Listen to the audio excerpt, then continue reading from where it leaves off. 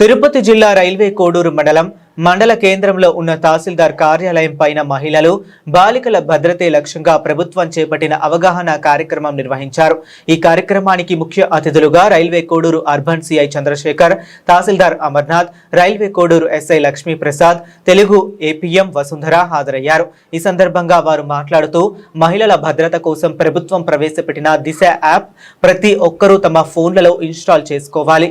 అపాయంలో ఉన్నప్పుడు వెంటనే స్పందించి పోలీసుల సహాయం పొందవచ్చు అని సూచించారు। సోషల్ మీడియాలో వ్యక్తిగత సమాచారం, ఫోటోలను పంచుకునేటప్పుడు అప్రమత్తంగా ఉండాలి అని, అనుమానాస్పద లింకులను క్లిక్ చేయవద్దు అని అన్నారు।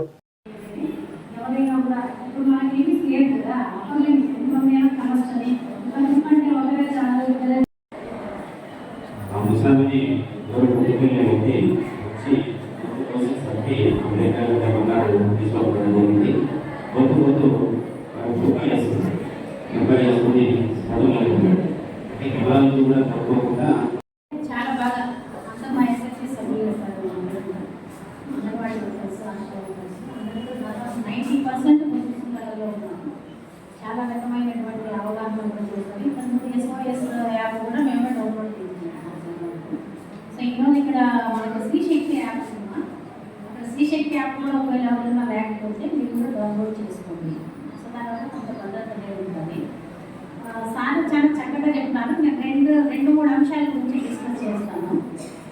సార్ గర్భంలో ఉన్నప్పుడు మహిళలకి తల్లి గర్భంలో నుంచి మహిళలకి రక్షణ ఉండదు అనే పాయింట్ ఆఫ్ వ్యూలో ఒక పాయింట్ చెప్పారు। అంటే ఆడబిడ్డ మగబిడ్డ చెప్పడం అనేది కరెక్ట్, అది చట్ట ప్రకారం లేకపోతుంది। అక్కడ మనం ఆలోచించవలసింది ఒకటి ఎవరంటే ఇంట్లో ఉండేది అత్తగారే, గర్భస్రావం చేయించేది కూడా మహిళకే। సో ఇక్కడ కౌన్సిలింగ్ అనేది కూడా మెయిన్ కుటుంబంలో అవసరం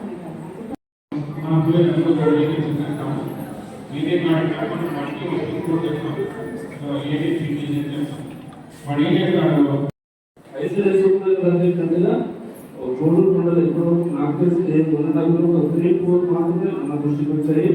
లేదా కొన్ని చోట్ల మన ఆల్రెడీ ప్రతి విలేజ్లో వయసు కూడా ఆ డిపార్ట్మెంట్ తరఫున కౌన్సిలింగ్ ఇవ్వడం జరుగుతుంది। మరి ఎవరి డిపార్ట్మెంట్ వాళ్ళు మనం కూడా మీకు ఎవరు చెప్పాల్సింది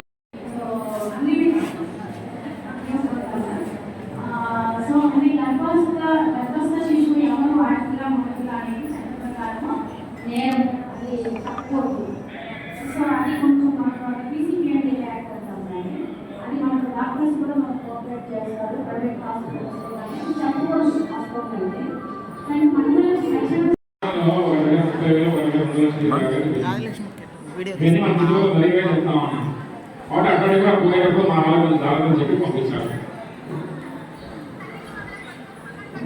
ఈ బ్లాక్ వీళ్ళు కూడా ఈ మధ్యకాలం వచ్చి ఈ కేసు అంట అధికారంలో వడ్డీ తీసుకుంటున్నారు, డబ్బులు కట్టకపోవడం, లేకపోతే డబ్బులు వేరే వాళ్ళ దగ్గర కట్టడము, ఆ డబ్బులు తిరిగి చెల్లించకపోవడం, మళ్ళీ వాళ్ళ పైన కేసు పెట్టడం కూడా జరుగుతూ ఉన్నాయి। అట్లాంటివి కూడా ఒకసారి ఈ వెలుగు కోఆర్డినేటర్తో కోఆర్డినేషన్ చేసుకొని అక్కడ ఏం ఇష్యూస్ లేకుండా ఈ డబ్బులు మీరే తీసుకున్న డబ్బులు మీరే కట్టుకున్నట్టుగా, మీరు ఎవరితో మోసపోయేట్టుగా మోసపోకుండా ఉండేటట్టుగా చూసుకోవాలని కూడా కోరుకుంటాము।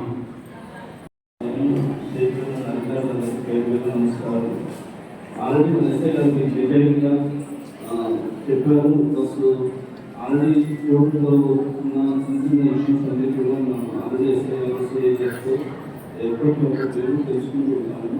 కానీ ముఖ్యంగా ఒకే విషయం, మహిళల భద్రత అనేది మీ చేతిలో ఉంటుంది। మీరు ఇప్పుడు మీ భద్రత మాట్లాడినప్పుడు మీ భద్రత మీరే చేయించుకున్నట్టుగా అవుతుంది। కాబట్టి ఎప్పుడు కూడా మహిళలు అన్నింటిలో ముందుకోవాలంటే ఆల్రెడీ ఏ మహిళలు ఒక ఫ్యామిలీ బాగుంటుందంటే కూడా మహిళలే క్రియేట్ చేస్తుంది, ఆ ఇల్లు బాగుంటుంది, ఈ సమాజం కూడా బాగుంటుంది। అందుకే ప్రతి దాంట్లో కూడా మహిళలు ముందున్నారనేది కోరుకుంటున్నాము। అలాగే ఇప్పుడు ఎందుకంటే మన డాక్టర్ గారు చెప్పినట్టుగా స్త్రీ పురుషుల పిల్లలు పుట్టేటప్పుడు ముందే కడుపులో ఉన్నప్పుడు ఇబ్బంది పడే ఆరోగ్యం పోయినాయి। కాబట్టి మీరు ఎప్పుడు కూడా అలాంటి ఎక్స్ప్లెయిన్ చేయండి। ఎవరైనా స్త్రీలు పురుషులు ఎవరైనా కావచ్చు, అందరూ కూడా సమానమే। ఇప్పుడు ఎవరు కూడా మహిళలు తక్కువ పురుషులే ఆరోగ్యాన్ని ముఖ్యంగా ఇప్పుడు మనకు అందించాడు మన రాష్ట్ర గవర్నమెంట్ ముఖ్యమంత్రి అందించాడు। మీరందరూ సార్ గారు మేడం గారు చెప్పినట్లు ఎంతో దీనిపైన అవగాహన కల్పించడానికి మండలికి పెట్టి ఇచ్చడం జరిగింది. మనకు సార్ చెప్పిన ఐసీఎస్ వాళ్ళు బాల్య వివాహాల గురించి చూస్తున్నారు, ఇంకా చూడాలనేసి మనకు టీచర్స్ కాబట్టి చాలా విషయాలు అన్నీ తెలుసు. అయినప్పటికీ మనకు దేవుడు ఇచ్చిన వరం ఏంటంటే మతిమరుపు. అంటే అన్నీ తెలిసి కూడా మనం చాలా వరకు మర్చిపోయి కొన్ని తప్పులు చేస్తూ ఇబ్బందులు పడతాం. అవన్నీ మేము అందరూ తెలుసు. ఉదాహరణకి డబ్బులు ఎవరికి చేస్తే మన తిరిగి వస్తాయని రావా అనేది అందరికీ తెలుసు. అంటే రావాలని తెలుసు. చాలా కంప్లైంట్స్ మాకు వచ్చేవి, సార్ డబ్బులు ఇచ్చాము వాళ్ళ డబ్బులు ఇవ్వడం లేదు అనే కంప్లైంట్స్ మాకు ఎక్కువగా కంప్లైంట్ వస్తారు. వడ్డీ కాసుపడి డబ్బు ఇస్తూ ఉన్నారు, వాళ్ళు కొద్ది రోజులు ఇస్తున్నారు, మళ్ళీ తిరిగి ఇవ్వడం లేదు.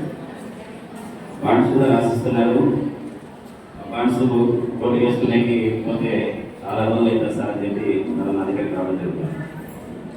3 years అయిపోయిన తర్వాత ఆ బాండ్స్ పనిచేయడం లేదు. కోర్టుకు పోవడానికి మళ్ళీ డబ్బులు కట్టిపోవాలంటే చాలా రోజులు అవుతుందని చెప్పి కోర్టుకు పోవడం లేదు.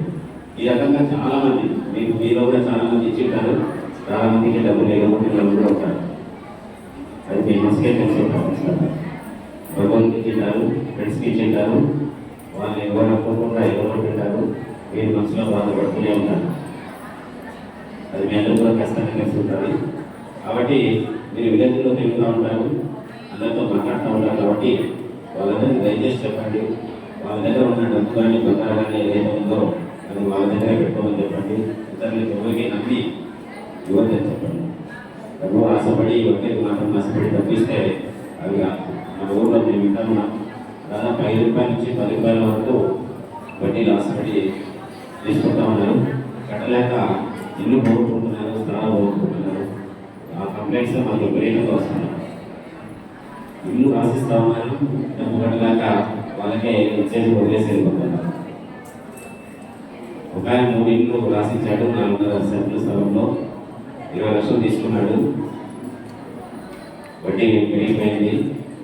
లెక్కేస్తే 3 ఇళ్ళు కూడా ఎవరైతే రప్పించినారో ఆయనకు డబ్బులు ఉన్నాయి. ఈయన ఆయనతో ఇద్దరు కూడా డబ్బు అప్పు చేశాడు. వాళ్ళు ఒక్కొక్క ఇద్దరు మాట్లాడాలని సతాయిస్తున్నారు. ఈ 4 సెంట్లు రాసుకున్న ఈయన సతాయిస్తున్నారు, ముగ్గురు ఆయన సతాయిస్తున్నారు, మాకు కావాలి. ఈయన అంటాడు నాకు ముగ్గురు అప్పు ఉన్నాయి కాబట్టి 3 ఇళ్ళు ఒక్కొక్కరికి ఇచ్చేస్తానంటాడు. వాళ్ళు ఒప్పుకోవడం రోజు పోలీస్ స్టేషన్ తిరుగుతుంది. ఈ రకంగా ఎంతోమంది తెలిసి అప్పులు చేస్తూ ఉన్నారు, ఇబ్బందులు పడుతూ ఉన్నారు. దయచేసి వాళ్ళందరికీ మీరు కలిసినప్పుడు చెప్పండి, అప్పులు చేసి విశేషమైన ఇబ్బందులు పడదని చెప్పి పదే వాళ్ళందరికీ తెలియజేస్తే కొంతమంది మారితే మనకి విధానంగా